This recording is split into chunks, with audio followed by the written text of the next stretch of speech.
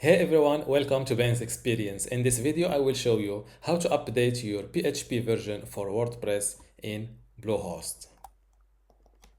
I'm now inside my Bluehost account, and to update your PHP version, first go to websites. This is the WordPress website I want to update the PHP version for. First, let's visit it. Let's check the current PHP version for this WordPress site. Go to Tools, click on Site Health, go to Info, scroll down and click on Server, and this is the current PHP version.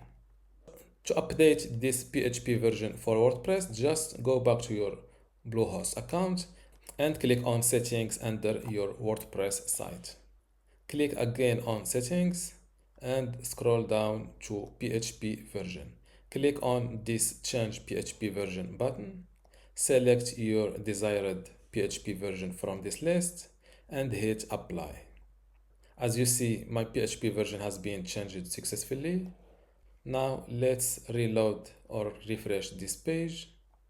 Go to server again, and as you can see, it is updated from 8.2 something to 8.3. And this is how to update your PHP version for WordPress in Bluehost. Don't forget to give this video a like and leave your comment below.